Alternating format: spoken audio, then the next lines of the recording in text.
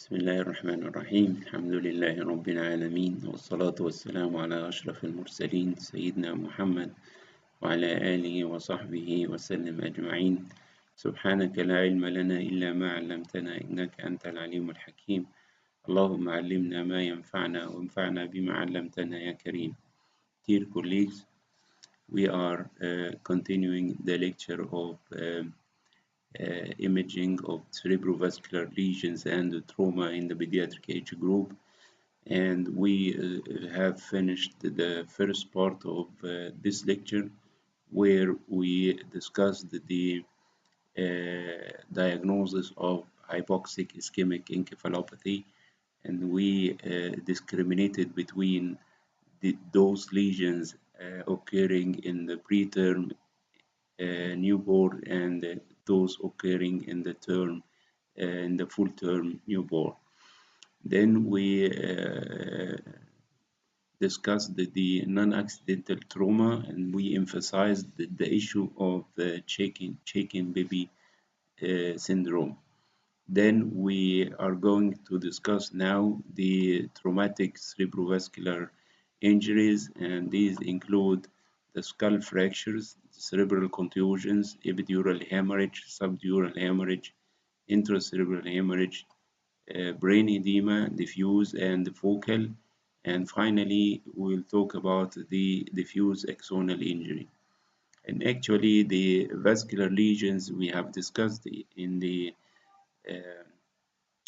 topic of intracranial vascular lesions presented in the series for adults. Then we'll give a short account about these lesions in the pediatric age group. These are the issues we would like to discuss, and this is a diagram which is very helpful so that you can appreciate the difference between the epidural blood and the subdural blood. The epidural blood has a convex inner margin, and it can cross the midline, and it is usually related to a skull fracture, and this skull fracture may be associated with an extracranial subgaleal hemorrhage as well. The subdural blood has a concave inner margin. It cannot cross the midline. It will go within the falx or the tentorium. It is not usually associated with fractures. Sometimes it is associated with fractures, but the subdural hemorrhage in the pediatric age group is usually related to trauma and may also be associated with skull fractures. Then skull fractures were diagnosed previously by the plain X-rays with some difficulties in misinterpreting a suture as a fracture. And now we use the multi-detector CT sometimes in diagnosis of these fractures by having the 2D or 3D reformatted images of the axial scans so that you can appreciate the difference between the sutures and the fracture line. And this is 2D axial and 2D sagittal images where you can see the difference between the suture and the fracture, and you can appreciate the full course of the fracture line across the skull tables. And you can also, of course, have the 3D images in color so that you are able to also discriminate between sutures and the fracture lines. And many times the skull trauma is associated with a collection of extracranial blood in the subgaleal area, which is known as the subgaleal hematoma. And this is, of course, different from the cephalic hematoma, which occurs during delivery in cases of obstructed labor. But here you see a localized swelling related to the calvarial bones. The calvarium may be fractured, and this is in history of trauma is diagnostic of subgaleal hemorrhage. And the subgaleal hemorrhage may be associated with fractures, as you can see here, and may not be associated with fractures. And subgaleal the hemorrhage is this collection of blood overlying the calvarium. And of course, you know that you are able to see the fracture in the bone window images, as you can see in this particular area. Then the skull fractures may be depressed or comminuted, like this one, and may be associated with intracranial complications and may not. And here is an example of a comminuted fracture of the uh, uh, right parietal bone associated with small subgaleal hemorrhage, but the brain tissue underneath the fracture looks good. And the subcutaneous hematoma or the subgaleal hematoma may be associated, as I have said, with fractures or may not, and it may be associated also with intracranial complications and may not. And it is better to discriminate between sutures, which are usually bilateral and symmetric, from the fractures to have the 2D or the 3D reformatted images. As you can see here, this is a case of trauma with comminuted calvarial bone fracture, which is appreciated good in the 3D image. And of course, in the axial images, it is usually difficult to discriminate the sutures from the fracture lines. And also, you can see in the axial image the presence of the subgaleal hematoma.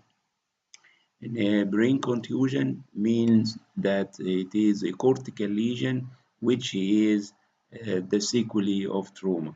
And this lesion may appear hemorrhagic and may appear as a hypodense area of focal brain edema. And we have to say that this is we used to say that this is a hemorrhagic fracture whenever you see hemorrhagic contusion, whenever you see hyperdense blood foci within the affected area.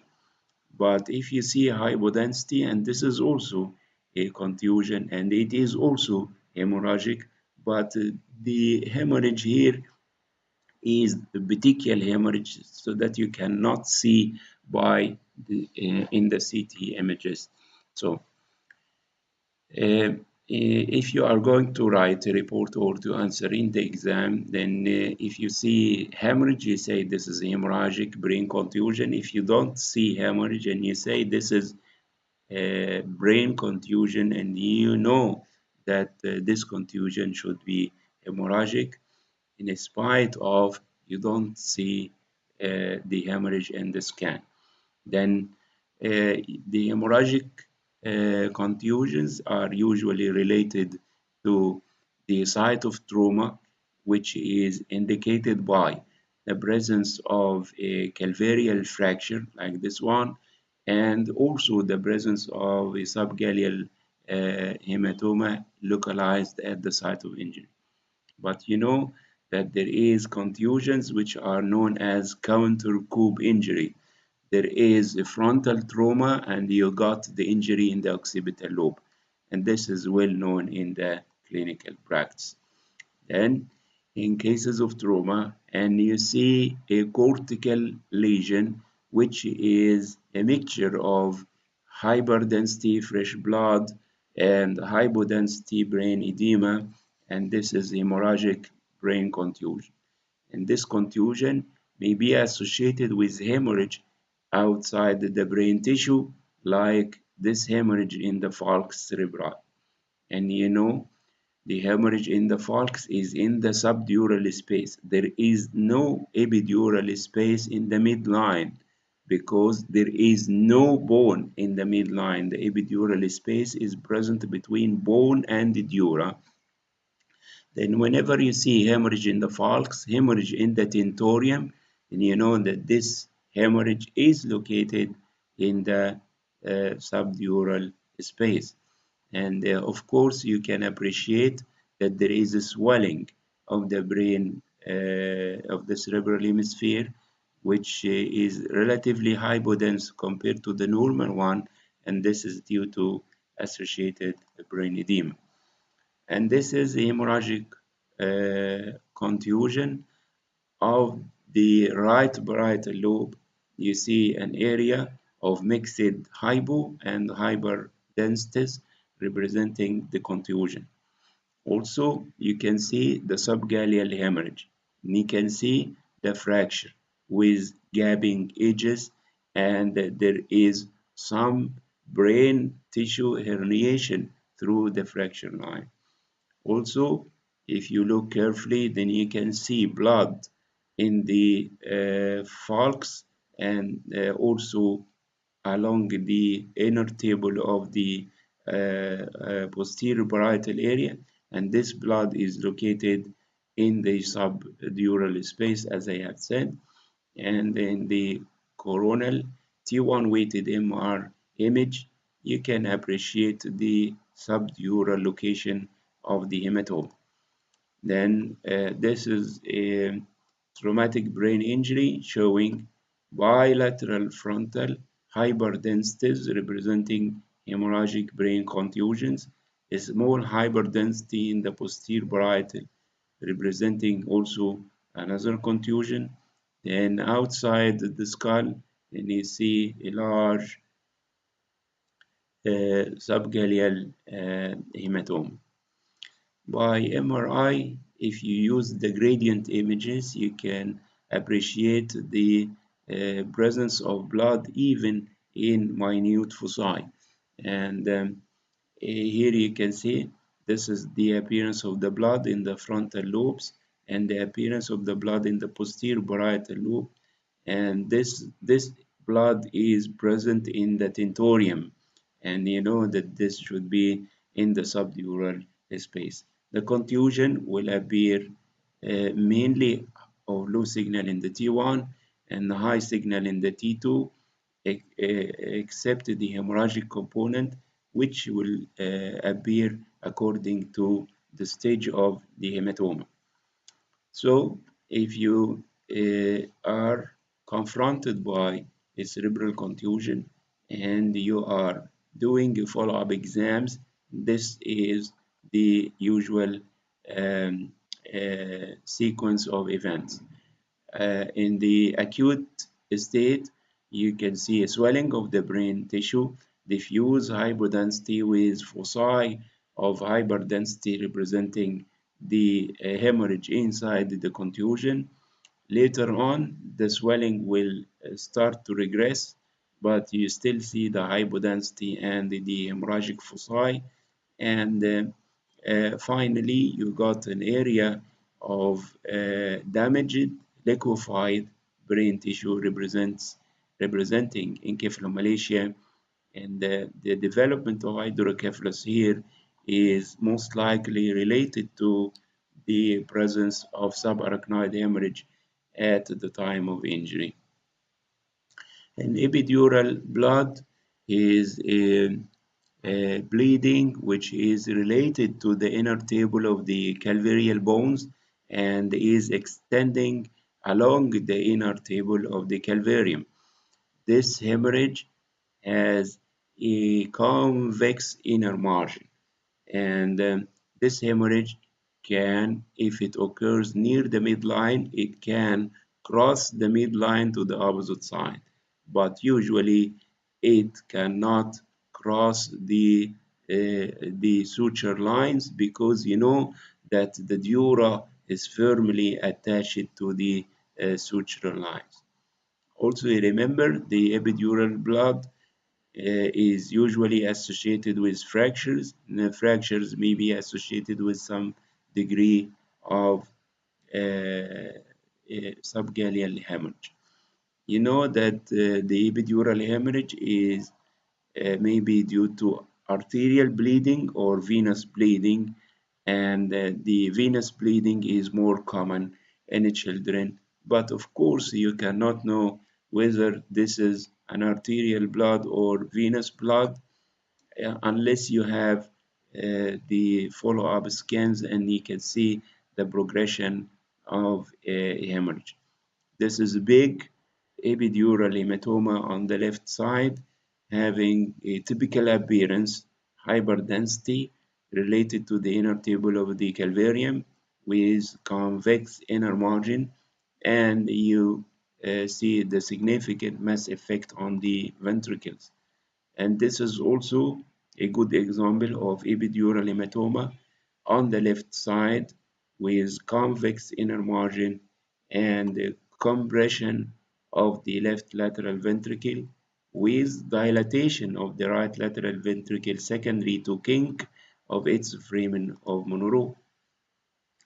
Then epidural hematoma, as you can see here, this is a small hematoma, and you see the typical appearance with convex inner margin and the mass effect exerted on the ventricle. Of course, the traumatic insult may result in any of the previously mentioned lesions like the contusion, epidural or subdural hematoma, and also it may be associated with diffuse brain edema.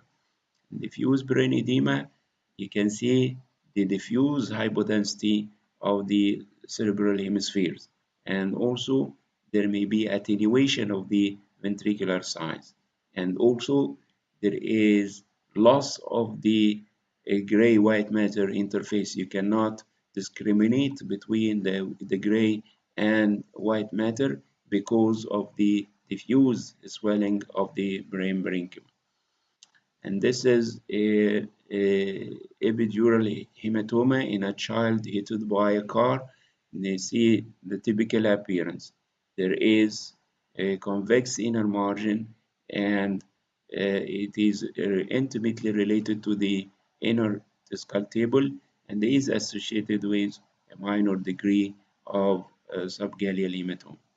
As I have mentioned, that epidural hematoma can cross the midline, but do not cross the sutures. The meninges are usually attached firmly to the sutural line. Then you can discriminate between epidural hematoma and subdural hematoma by the appearance of the inner margin of the hemorrhage. If the inner margin of the hematoma is convex, then you are dealing with epidural blood. If the inner margin of the hematoma is concave, then you are dealing with subdural blood. The epidural blood is present in a tight space, so it cannot progress superiorly nor inferiorly, but it progresses in its middle aspect. Then you got the fusiform configuration.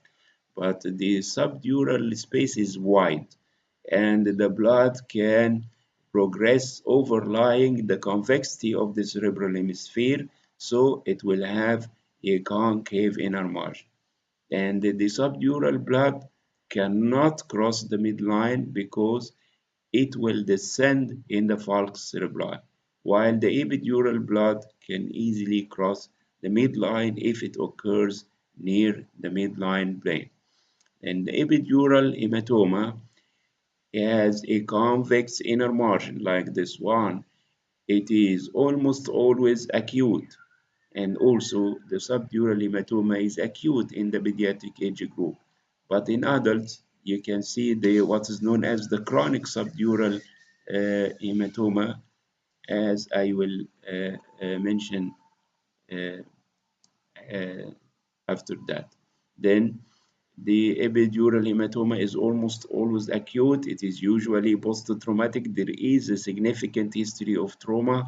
It can cross the midline. It do not cross the skull sutures. It can be of venous or arterial bleeding. Also, the epidural hematoma can be bilateral, and also the subdural blood or hemorrhage can be bilateral. And this is the frontal epidural blood on the right side and parietal epidural blood on the left side. Then here is a child hit by a television set, and he developed a skull fracture seen in the bone window image and an epidural hematoma extending along the surface of the cerebellum as well as the surface of the temporal lobe. There is some subgaleal hemorrhage as well. And this is two epidural hematomas on the same side. A small hematoma in the temporal area and a larger hematoma in the parietal area. Then if you follow the epidural hemorrhage, the hemorrhage in general, it starts by an evident hyperdensity in the CT scan, and by time, this hyperdensity will decrease until it became hypodense compared to the brain parenchyma. But because of the epidural hemorrhage is producing significant symptoms, and evacuation is usually performed early before the hematoma became or proceeded into the chronic stage. But in the pediatric age group, there may be a chance for an epidural hematoma to resolve spontaneously if you have follow-up scans guided by the patient clinical condition. And this is an example. You see this fracture and the epidural hematoma on the right side and the fracture line in the bone window. Then the follow-up scan showed resolution, complete resolution of the epidural hematoma in 3 months interval. And this is the fracture, this is the hematoma, this is the follow-up scan, and there is complete regression. But if the hematoma is followed for about 2 weeks, you can see this appearance, which where the periphery of the hematoma starts to be hypodense and bordered by the meningeal cavering. And in most of the cases, we do not see this in the clinical practice since most of the epidural hematomas are evacuated immediately. But in the pediatric age group, if the hematoma is relatively small, then you can give the patient a chance so that the hemorrhage may resolve spontaneously. And this is a subdural hemorrhage in a female child who has fallen from a horseback. Then the blood is related to the inner skull table on the right side. It has a concave inner margin, and you see the mass effect exerted on the ventricles. And you should remember that blood extending within the falx and within the tentorium should be in the subdural space because there is no epidural space in the midline. And this is what we call subdural hygroma and hematoma. Hygroma means accumulation of CSF in the subdural space. You know, the CSF is present in the subarachnoid space, but in some cases of trauma, there may be tear of the arachnoid membrane, resulting in leak of CSF into the subdural space, and this will lead to the formation of the subdural hygroma, which is one of the traumatic sequelae. And the trauma also may cause bleeding in the subdural space or in the epidural space, but here you see the subdural hygroma, CSF-like collection, and the subdural hematoma as well. And this is a good example of a subdural hemorrhage, hyperdense collection related to the inner skull table with a concave inner margin. Then, after some time, maybe the range of 2 weeks, the hemorrhage will start to decrease in density. Then it will shift from hyperdense to hypodense, but at a time while while the density is decreasing from hyper to hypo, it will at a time appear exactly similar to the density of the brain tissue, and then it will appear isodense. The hyperdense hematoma is the acute one, and the hypodense hematoma is the chronic one, while the isodense hematoma is the subacute subdural hemorrhage. And we used in the era before MRI to inject contrast media in order to diagnose accurately this blood collection. And after injection of contrast, you can see that the cortical veins are displaced medially, denoting that this lesion is outside the brain parenchyma occurring in the subdural space. And of course, you can see the fracture line. And this is bilateral subacute subdural hematoma. The hematoma is not hyperdense, not nor hypodense. It is isodense, almost isodense to the brain parenchyma. And sometimes you can see what's known as sedimentation level, where the dependent part of the hematoma is hyperdense, and the anterior part of the or the superior part of the hematoma is hypodense. And this mixed density is usually referred to in the images as the subacute stage. This is a mixture of acute and chronic blood, so the diagnosis will be a subacute subdural hematoma, and you can appreciate the extent of this hematoma in the posterior interhemispheric fissure on the falx. Then by MRI, this is T1 and T2. You know that the subacute blood will appear bright in the T1 and in the T2 weighted image. But according to the stage or the age of the blood, then you can see this hematoma is bright in the T1 and less bright in the T2, and this is what we call early subacute subdural hematoma or intracellular methemoglobin. And this hematoma is slightly brighter in the T1 and also of intermediate signal here. It depends on the age of the hematoma so that you can see the appearance of hemorrhage. This is MRI T1 weighted image and T2 weighted images, and you see a big subdural hematoma showing high signal in the T1 and less signal in the T2, denoting the subacute hematoma or intracellular methemoglobin. Subdural blood, especially whenever it is large like this, needs surgical evacuation. And this is the subdural hematoma, big hematoma on the right side, and this series after surgery with complete evacuation of hemorrhage. Subdural hygroma will result from tear in the arachnoid membrane, and this will lead to leakage of CSF from the subarachnoid space to the subdural space. Then you got in the CT or MRI variable sized collection of CSF over the surface of the brain in the subdural space, compressing the brain parenchyma. As you can see here, this is massive bilateral subdural hygroma. And this is hygroma and the hematoma.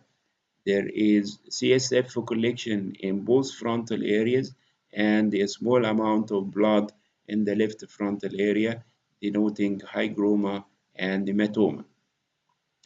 If the hematoma is in the chronic phase, it will appear black or hypodense to the brain parenchyma.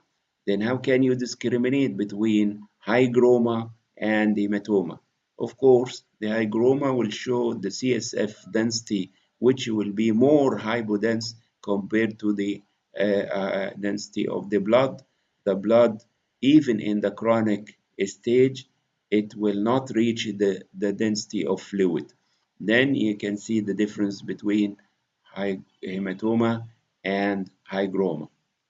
Then Post-traumatic, the patient may develop brain edema. We have three types of brain edema. The vasogenic edema, which is usually the finger-like surrounding the brain tumors and abscesses. The cytotoxic edema, which is usually located around the ischemic and the hemorrhagic insults. And this is an example of focal vasogenic edema around this lesion, which looks like a tuberculoma or a cysticercosis because of the cyst and the dot sign, and you see the edema around. But in cases of trauma, you may get diffuse brain edema like this, and you see diffuse hypodensity of the brain tissue. The cerebellum is not affected. And you remember in the first part of this talk, we talked about this appearance, which was a diagnostic of hypoxic ischemic encephalopathy, but you know that the history is very important. And this patient had a positive history of trauma, then you expect that you are seeing a diffuse type of brain edema. Also, brain edema may result from sometimes the drug overdose or anoxia before the development of true ischemia, and also in the shaken baby syndrome where the trauma is non-accidental and it may result also in diffuse cerebral edema. Then you look here for the normal scan. These are the ventricles, and you can see the white and the gray matter, and you can discriminate between both. But this is a traumatized brain with diffuse mottled hypodensity of both cerebral hemispheres, with attenuated appearance of the ventricle, with loss of the gray-white matter discrimination in most of the brain tissue. And you can see hemorrhagic foci and like this one, and there may be also hemorrhage inside the ventricle, and you can appreciate the presence of subgaleal hemorrhage on the right side. And this is diffuse brain edema after trauma. There is a swelling of the brain, loss of the cortical sulci and fissures, diffuse hypodensity of the brain parenchyma, with loss of the differentiation between the gray and the white matter, as well as attenuation of the cerebral ventricles. And this is also a case of post-traumatic diffuse cerebral edema with the same findings: loss of the gray-white matter interface, effacement of the cortical sulci and the fissures, attenuation of the ventricles, and this is post-traumatic. Also, uh, brain edema may result from drug overdose. And here you can see the diffuse hypodensity of both cerebral hemispheres. There is some sparing of the basal ganglia. Then this is a brain edema also from anoxic injury, and you know that if this injury has been or the patient recovered from this injury, the edema will subside. But if the injury is persistent, then the edema will go into ischemia. And here you see diffuse hypodensity of the both cerebral hemispheres, attenuation of the ventricles, loss of the gray-white matter interface bilaterally. And subarachnoid hemorrhage is one of the sequelae of trauma in adults and also in the pediatric age group. Then for the diagnosis of subarachnoid hemorrhage, you see fresh blood or hyperdense blood in the subarachnoid spaces, including the basal cisterns, the fissures, the cortical sulci, and you know that hemorrhage in the pediatric age group usually lies posteriorly in the interhemispheric fissure, but this is not a rule.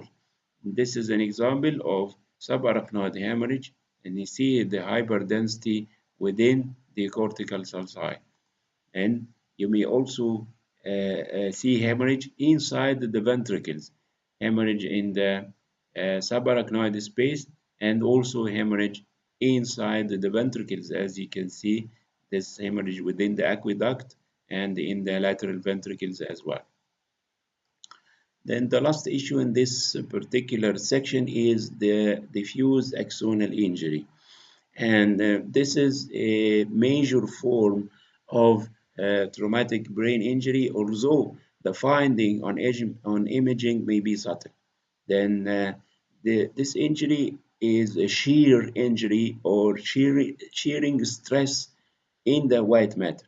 It will affect the axons of the neurons, resulting in classically typical or petechial hemorrhagic foci distributed in characteristic locations in the brain parenchyma.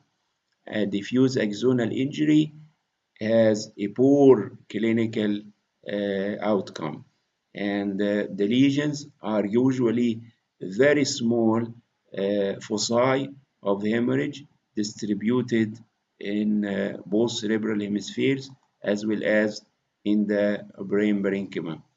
And you see these are whenever you see a patient with history of trauma and you see this petechiae or minute foci of hemorrhage, and you know that this is acute or diffuse axonal injury. The typical locations for these petechial hemorrhages are the white matter of the superior frontal gyrus here, and the frontal and the temporal gray-white matter interface in these areas and above, the posterolateral aspect of the upper brain stem, and the region of the corpus callosum. These are the typical locations. So, with a history of trauma, and if you look here carefully, and you can see this focus of blood and this focus of blood. In spite of these minor injuries, the clinical presentation of the patient is not corresponding to these minor injuries. Then in many cases, you can see that the brain CT is normal at the presentation. Then after a follow-up CT scan, and you can see petechial hemorrhage in the characteristic locations. Petechial hemorrhages are seen in only about 20% of cases with diffuse axonal injury. And there may be focal hypodense areas secondary to brain edema. In spite, you cannot see the hemorrhagic focus itself. But with the use of MRI, you can also be able to detect the hemorrhagic foci which are not detected by CT scan. This is diffuse axonal injury, hemorrhagic spot in the temporal lobe, and another one in the high parietal area, and a third one in near the foramen of Monroe. And this is diffuse axonal injury with extensive hemorrhagic foci in both frontal, occipital, parietal, temporal lobes, as well as the development of intraventricular hemorrhage. Then the gradient images of MRI are helpful to detect these hemorrhagic foci. And if you look here, and you can see this hemorrhagic focus, which will appear like this in the FLAIR image, but you cannot see in the T1 weighted image. But in the diffusion weighted images and the T2 star or the gradient images, you can appreciate these minor foci of dark signal which represent the hemorrhagic lesions. And this is also a diffuse axonal injury with all these black structures represent the hemorrhagic foci in both cerebral hemispheres. And this is diffuse axonal injury with typical appearance on CT scan, hemorrhagic foci in some areas, and some of the blood which may be located in the occipital horn of the right lateral ventricle. Then the injuries are usually severe than that depicted by imaging. The clinical picture is not is not corresponding to the minor changes seen in imaging. The brainstem function is unaffected in these cases, so diffuse axonal injury is not or is rarely a cause of death. And this is the difference between CT and MRI. And in MRI, you are able to detect more hemorrhagic foci compared to the CT scan. In the CT scan, you see this hemorrhagic focus, and then there may be another one here and another one here. But all the black dots seen in this MR image represent the hemorrhagic foci. And also this is an example between comparing the CT and MRI. In the CT, you see the hemorrhagic focus in the midbrain. It is also seen here, but in the CT scan, you cannot be able to see these hemorrhagic foci in the temporal lobe. And this is also the appearance of diffuse axonal injury in the CT and in the corresponding MRI. And of course, you may be able to appreciate more hemorrhagic foci which are not seen on the CT scan. And also you can see the blood in the occipital horn of both lateral ventricles. This patient developed diffuse axonal injury after trauma, and he was on anticoagulant therapy. Then, being on anticoagulant therapy, he is liable to more bleeding.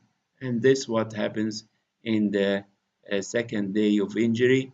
The injury, the foci were small, then the follow-up showed more bleeding because of this anticoagulant. Then the prognosis is worse if the lesions are multiple and severe diffuse axonal injury rarely cause death, as I have mentioned before. 90% of the patient remain in a persistent vegetative state, while 10% of the patient return to the normal function within 1 year of the injury. Then finally, we would like to talk about the vascular intracranial lesions.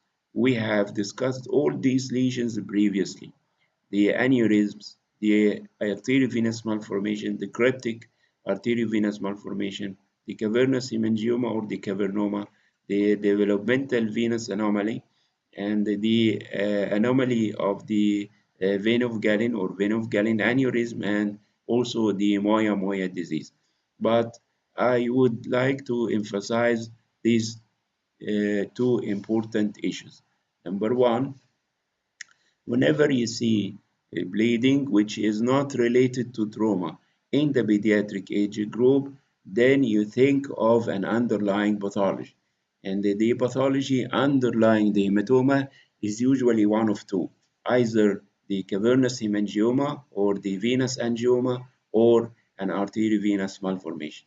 And it is easy to appreciate the hemorrhage by CT, and this is the usual way of investigation in emergency. You start by CT, then you see a hemorrhage in the cerebellar worms, and this hemorrhage has extended into the fourth as well as into the lateral ventricle.